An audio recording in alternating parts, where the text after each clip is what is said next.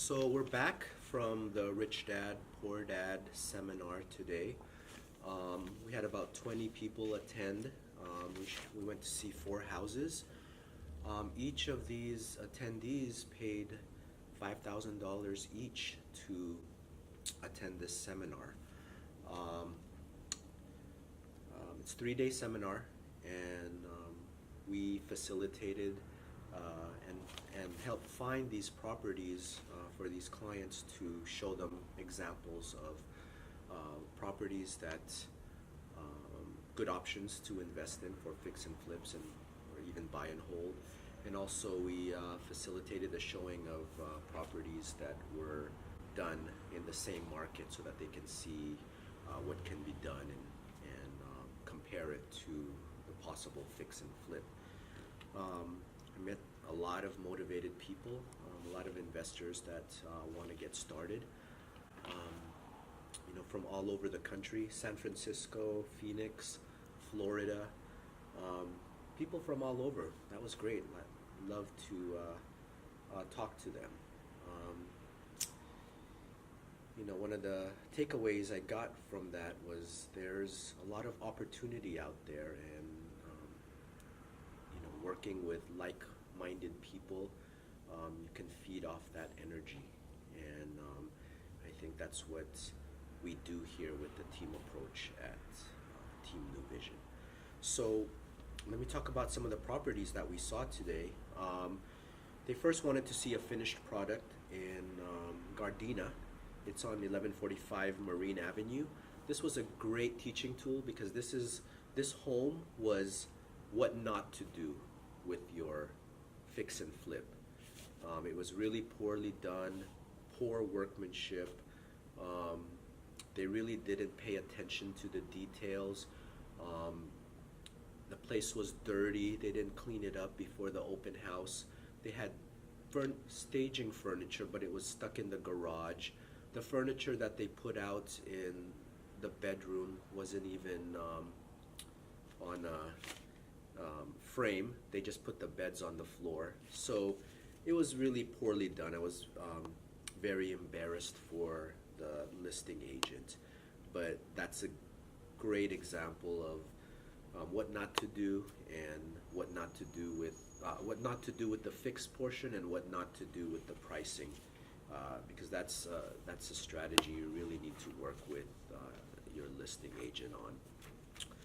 The next property, which I'm really excited about, is 13220 Arcturus in Gardena. It's a great fixer property owned by a daughter who inherited it. It's been on the market for a long time. They just had a price reduction. This has some great comps supporting a fix and flip. I would definitely make an offer on this home. Great bones, built in the 1950s.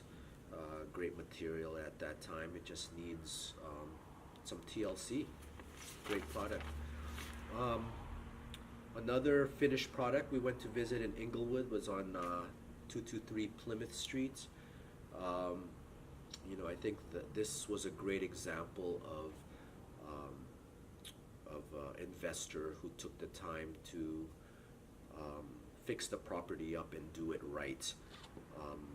I don't know if this was a strategy or if they purposely did this or they accidentally did this, but they left their cost sheet on how much they spent to fix up the property, which was approximately $50,000. They bought it for $455, and looks like the market can support $570, but unfortunately they priced it way too high in the beginning, and now it's sitting on the market at $560, and I think this could have gone for $570 if they would have priced it at like $550. The last property we went to in Inglewood was on 929 East 68th Street in Inglewood. That was that requires a lot of work, but I think the value in this for an investor is turning it into a PUD. It's got 10,000 square foot lot. You could probably build a triplex or a fourplex on it, or even three units on the property, but this is a good opportunity for you builders out there, or developers, I should say. those are the four properties that we saw, and I had a great time, and I'm gonna make two offers for a client and possibly more. Met some great people who gave me their business cards and their contact information. I'm gonna follow up with them, and they're interested in cities like Brentwood. I had someone approach me about Riverside. Another one approached me about Westwood. So, we're good to go. We've got the homes. The thing that I stressed with our investors is that we have homes, they're not available on the internet. I mean, everybody has access to MLS these days, so they can find all this information on Realtor.com or on Trulia or Zillow, but we actually dig deeper and find homes that are not available on the internet. We do that extra mile for our clients so that they can find a home that fits their criteria, whether it be investing or buying for themselves as a residential property that they're going to live in. So pretty excited, great day, and I'm looking forward to the next one. I got invited to the next one, which is always a good thing. So looking forward to that.